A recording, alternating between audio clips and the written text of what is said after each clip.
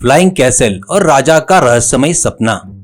एक गांव की बात है। गंगाधर राज्य के महाराज रविंद्र वर्मा बादलों में टहलते हुए जा रहे थे। महाराज बादलों के ऊपर से नीचे पृथ्वी पर देखकर बहुत खुश हो रहे थे। तभी महाराज को बादलों में तैरता हुआ एक सुंदर महल दिखाई दिया। उसे देखकर वो हैरान हो गया। यह क्या है? हवा में महल तैर रहा है। यह कितना अजीब है। काश मेरे पास भी ऐसा महल होता। यह सोचकर वो महल के पास गए। उन्होंने जैसे ही महल के पास आने की कोशिश की तो महल दूर चला गया। जब भी उसके पास जाने की कोशिश करते वो दूर दूर ही जाता रहता है। इससे राजा को गुस्सा आ रहा था। महाराज, यह क्या है? मिलता है और फिर दूर चला जाता है। यह कहकर उन्हें गुस्से में उसे पकड़ने के लिए दौड़ लगाई। बस महल गायब हो गया।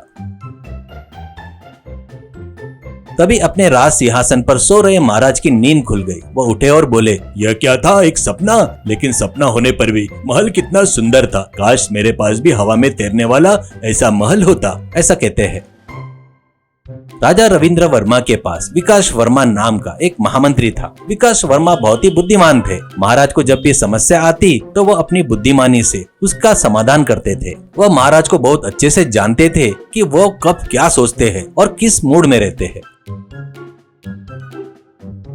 अगले दिन राजा रविंद्र वर्मा ने विकास वर्मा को अपने सपने के बारे में बताया और कहा, महामंत्री, मुझे भी हवा में तैरने वाला एक महल चाहिए। खर्चा कितना भी हो मुझे परवाह नहीं। उसे बनाने वाले आदमी हमें कहाँ और कैसे मिलेंगे? ऐसा कहते ही विकास वर्मा मन ही मन में सोचने लगे कि महाराज इसे पाने की इच्छा कर रहे हैं। अगर अभी मना कर दिया तो महाराज के गुस्से का शिकार होना पड़ेगा। इसके अलावा कोई चारा नहीं होगा। तो उसने महाराज से कहा, महाराज, अगर आपके पास ऐसा हवा में तैरने वाला महल होगा तो आपकी प्रशंसा और बढ़ेगी। हमें ऐसा महल बनाने वाले को पकड़ने के लिए ढिंडोरा पिटवाना ही एक उत्तम उपाय है। कहते ही महाराज, शाबाश, तो फिर देर किस बात की? तुरंत ये काम करवाइए।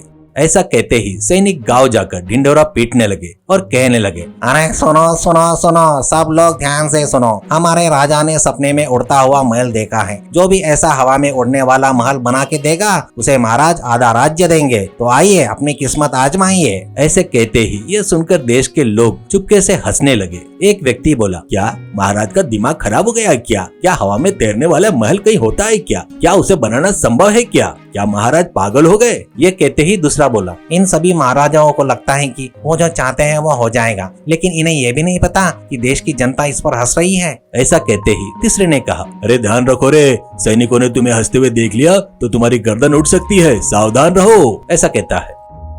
एक दिन एक बुजुर्ग आदमी महाराज के महल के सामने खड़े सैनिकों के पास आया और बोला, अरे बाबूजी, मुझे महाराज से मिलना है। एक सैनिक, किस लिए मिलना है? वो काम बताओ। वो आदमी कहता है, यह आपको बताने वाली बात नहीं है, ये सिर्फ महाराज को बताने वाली बात है। कृपया मुझे अंदर जाने की अनुमति दीजिए। मैं बहुत दूर से आ रहा हूँ बाबू। सैनिकों को उस पर दया आ गई। उन्होंने कहा, ठीक है, जाओ अंदर जाओ, और उसे अंदर जाने दिया।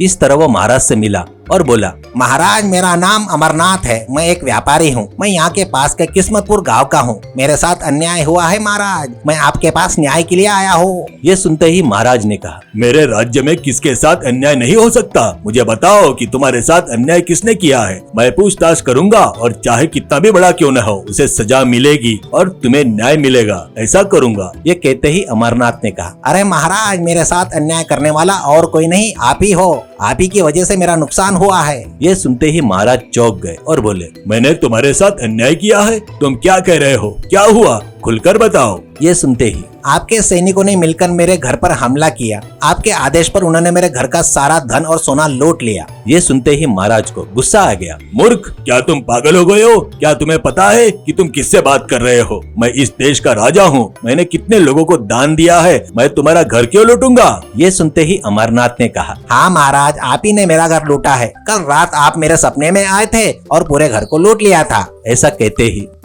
महाराज जोर से हंस पड़े और कहा, अरे पागल, क्या सपने भी सच होते हैं क्या? तुम भोले लगते हो। अगर मैं चाहूँ तो इसी समय तुम्हें कठोर सजा दे सकता हूँ, लेकिन तुम एक बूढ़े आदमी हो, इसलिए मैं तुम्हें छोड़ रहा हूँ। अगर अब भी तुम अपनी गलती मानकर मुझे माफी मांगोगे तो मैं तुम पर दया करके तुम्हें जाने दूंगा। ऐसा कहते ही अमरनाथ ने कहा, सपने क्यों नहीं सच होते हैं महाराज? सपने सच होते हैं। इसलिए तो आपको हवा में तैरने वाला महल बनाने का विचार आया। जब आपको विचार आ सकता है तो मेरा सपना क्यों नहीं सच हो सकता है महाराज? महाराज। ऐसा कहते ही महाराज को सब समझ में आ गया। उनको अपनी गलती का एहसास हुआ और उन्होंने कहा, अमरनाथ आप सही कह रहे हो, सपने सच नहीं होते, ये बात मुझे आज आपसे ही पता चली। ऐसा कहते ही अमरनाथ ने कहा, अरे महाराज, आपको ये बात समझाने के लिए ही मुझे ये वेश धारण करना पड़ा। और उसने अपना वेश हटा दिया। वह कोई और नहीं, स्वयं मंत्री विकास वर्मा थे। महाराज आश्चर्यचकित रह गए और उन्होंने विकास वर्मा को बधाई दी।